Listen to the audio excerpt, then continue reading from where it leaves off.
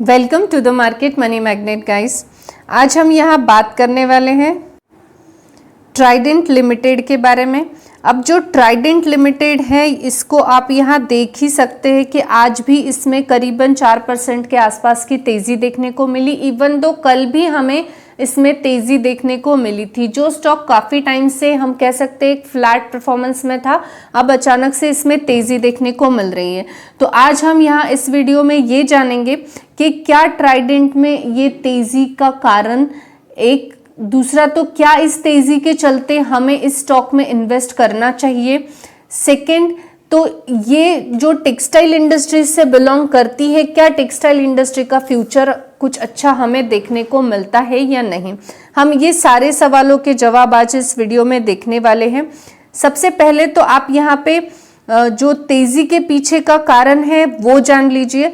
जो सबसे पहला कारण है ट्राइडेंट के इस तेज़ी के पीछे का, वो ये देखने को मिला है कि ट्राइडेंट को जो है ये रिसीव हो चुका है एक पेटेंट, और जो ये पेटेंट है ट्राइडेंट का वो fabric and method of manufacturing fabric का है। अब इस पेटेंट के लिए ट्राइडेंट जो है लास्ट बहुत टाइम से ट्राई कर रहा था कि ये पेटेंट उनको मिल जाए, जो कि फाइनली उनको मिल चुका है। ये पेटेंट जो है ये एक कंपनी को मिला, यानी वो उसका ही है, उसका यूज कोई और कंपनी नहीं कर सकती।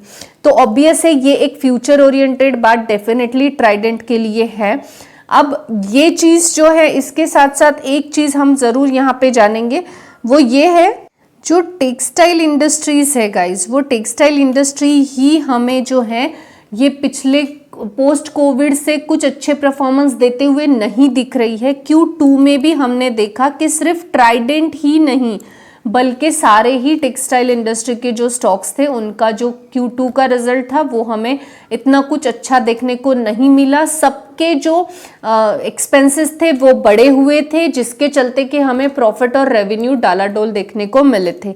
और सेम चीज़ जो है ये ट्राइडेंट के साथ भी हुई थी।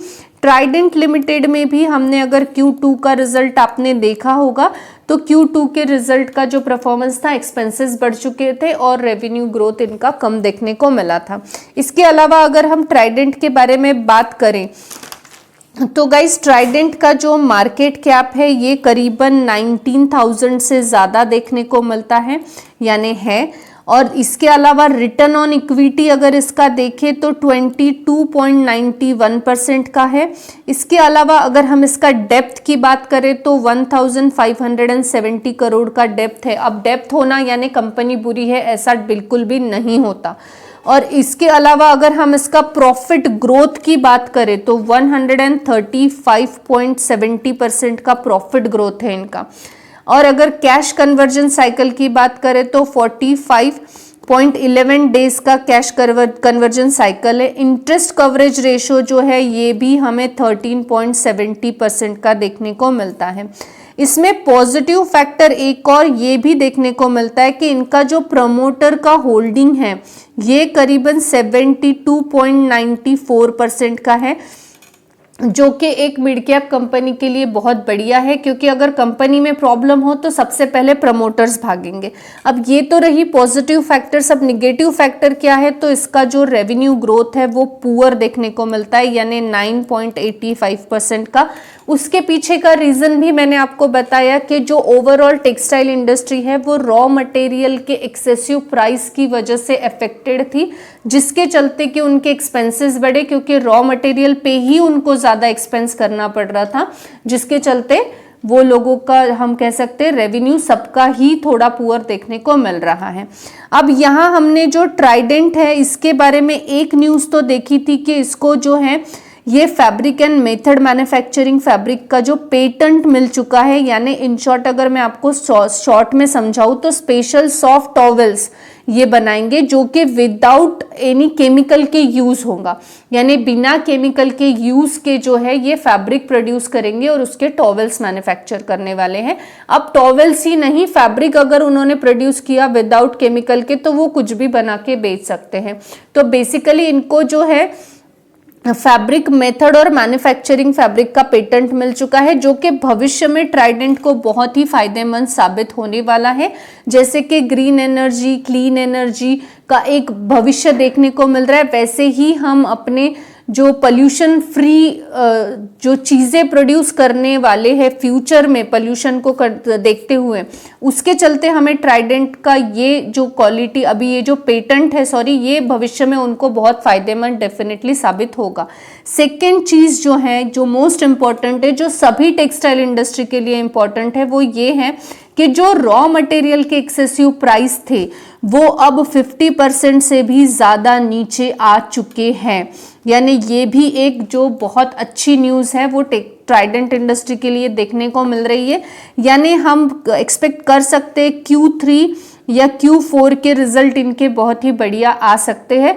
यानी हम कह सकते हैं कि भविष्य में अब ट्राइडेंट या टेक्सटाइल इंडस्ट्री से रिलेटेड कंपनियों के अच्छे दिन शुरू डेफिनेटली होने वाले हैं। अब यहाँ पे जो सबसे मेन क्वेश्चन है कि हमें ट्राइडेंट में एंटर करना चाहिए या नहीं। तो गाइज, अगर हम यहाँ पे ट्राइडेंट का 5 साल का चार्ट पैटर्न निकालें तो आप यहाँ क्लियरली देख सकते हैं कि इसके 5 इयर्स के जो चार्ट पैटर्न है, ये 5 इयर्स के चार्ट पैटर्न में एक चीज़ हमें क्लियर शो हो रही है कि जो टॉप लेवल था यहाँ से करेक्शन हो चुका है ऑलरेडी। यानी अभी ये स्टेबल पोजीशन पे है, तो अभी आप ये स्टॉक में डेफिनेटली एंटर कर सकते हैं। और इसमें एंटर करने के जो पॉजिटिव फैक्टर्स हैं, मैं आपको ऑलरेडी फ्यूचर ओरिएंटेड फैक्टर्स बता चुकी हूँ, जिसके चलते कि हम एक्सपेक्ट कर सकते हैं Q3 Q4 में इनके अच्छे परफॉर्मेंस होंगे।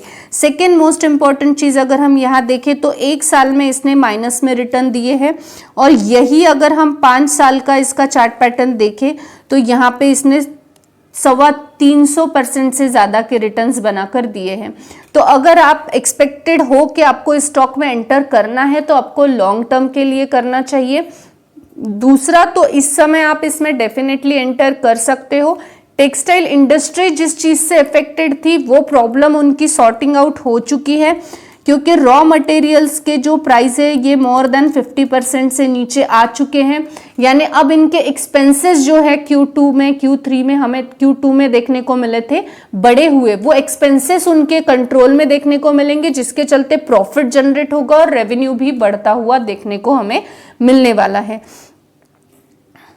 ट्राइडेंट के इस तेजी के साथ ही हम कह सकते हैं कि इस समय उसमें एंटर किया जा सकता है, बशर्ते मिड कैप स्टॉक है। फिर से आपको ये स्टॉक जो है 30% तक भी, मैक्सिमम 20-30% तक आपको करेक्शन बता सकता है, क्योंकि जो स्मॉल कैप मिड कैप होते हैं ये 10-20% करेक्शंस बताते हैं। तो अभी ऑलरेडी करेक्शंस के बाद ये इस पोजीशन पर है। 2 न्यूज़ के चलते ये डेफिनेटली अभी पॉजिटिव देखने को मिल रहा है। भविष्य में भी ये और ग्रो कर सकता है, कंपनी अच्छी है, और हम कह सकते हैं कि 30-35 में इसको हम बाय अभी फिलहाल करने की पोजीशन में डेफिनेटली है। आई होप गाइज आपको इन्फॉर्मेटिव लगी होगी। Thanks for watching.